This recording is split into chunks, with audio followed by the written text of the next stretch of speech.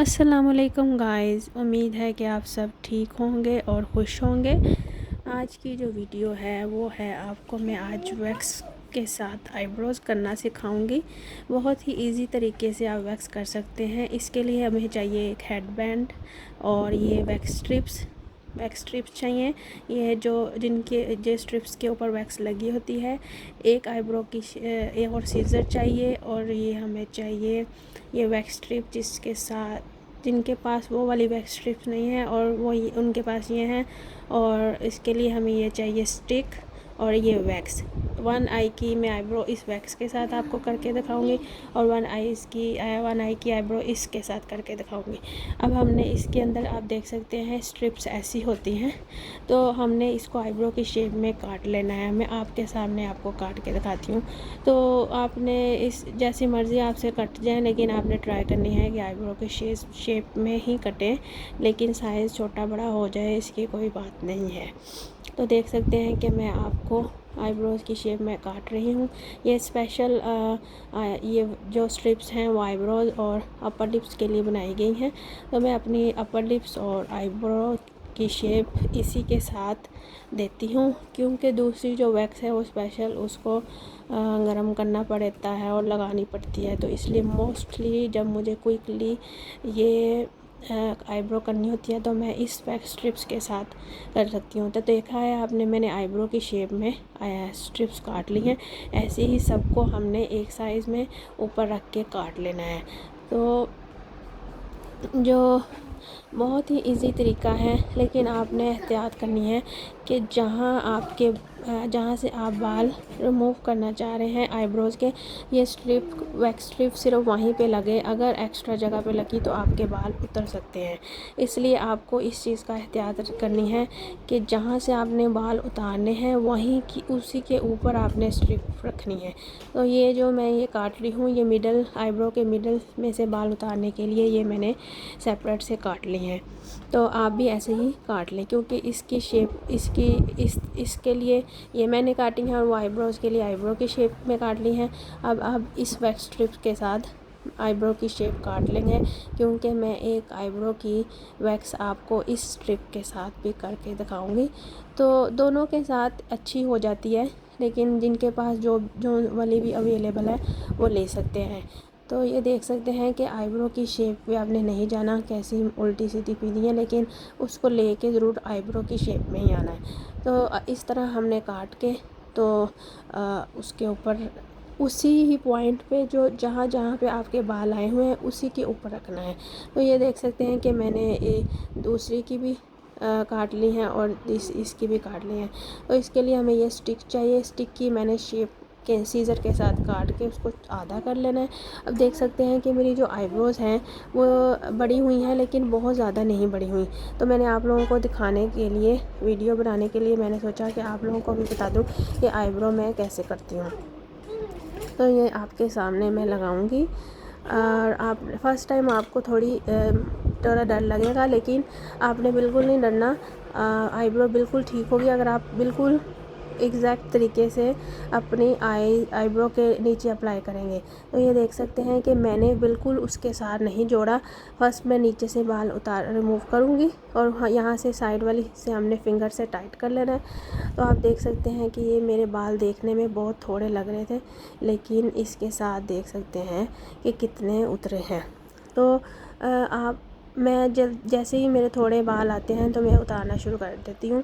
अब ये देख सकते हैं आप कि मैंने आईब्रो के ऊपर अब रखा है, डायरेक्टली मैंने अप्लाई नहीं किया था, क्योंकि जिस जगह से आप अब उसको प्रेस करेंगे वहीं से बाल उतरेंगे। तो आपने ये इस चीज़ का ख्याल रखना है कि जब आप स्ट्रिप लगाएं तो आपने प्रेस अच्छी से कर लेना है और एक्स्ट्रा जगह से आपने बाल अब स्ट्रिप नहीं लगानी, वरना आपकी आईब्रो ख़राब हो जाएगी।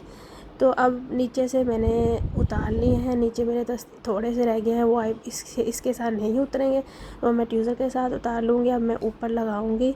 ऊपर भी देख सकते हैं आपने बिल्कुल ऐसे किया। अब देखें दूसरी साइड पर मेरे से मिस्टेक हो गई है, लेकिन क्योंकि एक्स्ट्रा बालों के ऊपर वैक्स स्ट्रिप लग गई है तो मैंने फ़ौरन से नीचे साइड पे कर लिया। तो अगर वो आईब्रो के ऊपर लग जाती तो वहाँ से मेरे आईब्रो के एक्स्ट्रा बाल उतर जाने थे। तो आपने जब भी आईब्रो करनी है तो इस चीज़ का ख़ास ख्याल रखना है।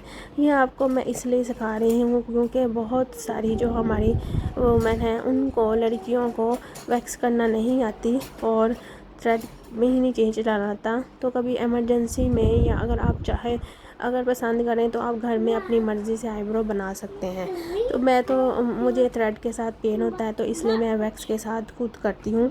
तो वो आई नो कि सब मैंने 2-3 बार करवाया भी है। मेरी सेंसिटिव स्किन होने की वजह से मेरे कट भी आ गए हैं, तो इसलिए मैं ट्राई करती हूँ कि मैं खुद ही से अपनी आईब्रोज़ करूँ। तो आपको फ़र्स्ट टाइम ऐसे लगेगा कि हाय ये मेरी ख़राब ना हो जाए, तो आपने परेशान नहीं होना। तो आप देख सकते हैं मैंने आपको कितने अच्छे तरीके से अपनी वीडियो में बता रही हूँ। तो जो मेरे अब नीचे वाले बाल हैं वो मैं ट्यूज़र के साथ उतार लूँगी क्योंकि वो वैक्स में नहीं आएंगे, वो बिल्कुल छोटे हैं। तो आपने भी ऐसे ही करना है, जो आपके बाल रह जाएँ 1-2 वो आप ट्यूज़र के साथ उतार सकते हैं। तो अगर आपको मेरी वीडियो पसंद आए तो प्लीज़ लाइक करें और सब्सक्राइब करें और शेयर भी करें। बेल आइकन का बटन प्रेस कर लें ताकि आपको मेरी हर नई वीडियो का नोटिफिकेशन आता रहे। तो उसके बाद जब आईब्रो हमने कर लेनी है तो इसका आफ्टर वैक्स लोशन भी मिलता है, तो वो भी आप उसके साथ भी क्लीन कर सकते हैं, लेकिन वाइप्स के साथ भी कर सकते हैं। देख सकते हैं कि मैंने वाइप्स के साथ किया है तो अच्छे से क्लीन हो गया है।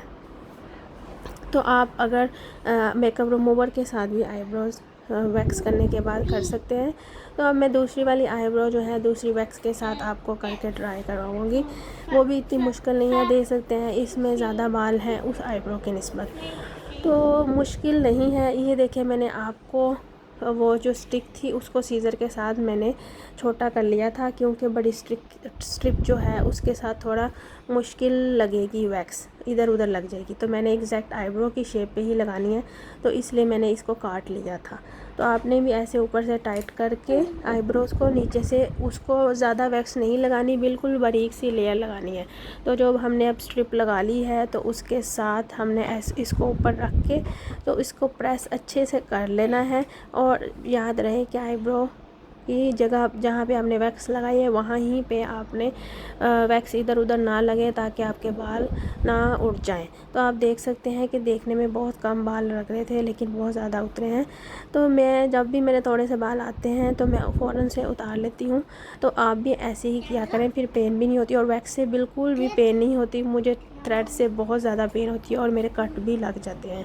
तो आपने जब भी आईब्रो करनी है ऊपर से आपने टाइट कर लेना है। और ये बैंड इसलिए लगाया है कि जो आपके सर के बाल हैं वो भी बीच में ना आए, और आपकी जब बीच में आते हैं बाल तो आपको बहुत ट्रबल होती है।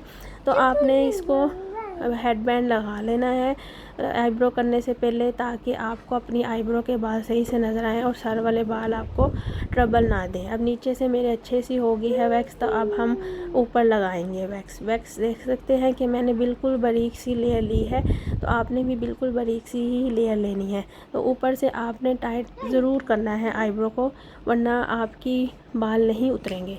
तो देख सकते हैं कि बिल्कुल मेरी नीचे से हो गई है, 1-2 बाल रह गए हैं जो कि मैं सिर्फ ट्यूज़र के साथ अब उतारूँगी। तो आप ये बहुत अगर आपको मेरी वीडियो अच्छी लग रही है तो पसंद करें और सब्सक्राइब भी कर लें मेरा चैनल। अब नई वीडियो में आपको मैं एक और नई टिप बताऊंगी, लेकिन वो है सरप्राइज़, तो उसके लिए आपको इंतज़ार करना पड़ेगा। अब जो मेरे 2 बाल रह गए हैं वो मैं ट्यूज़र के साथ अच्छे से उतार लूँगी। फिर आईब्रोज़ करने के बाद मैं आपको इसको वाइप कर लेना है अच्छी तरह से। ये देख सकते हैं कि हमने वाइप कर लिया है। अब जो मिडल के बाल हैं उसको मैंने उतारने के लिए सेपरेट स्ट्रिप्स काटी थी, तो मैं उसके साथ वो अप्लाई करूँगी इसके ऊपर।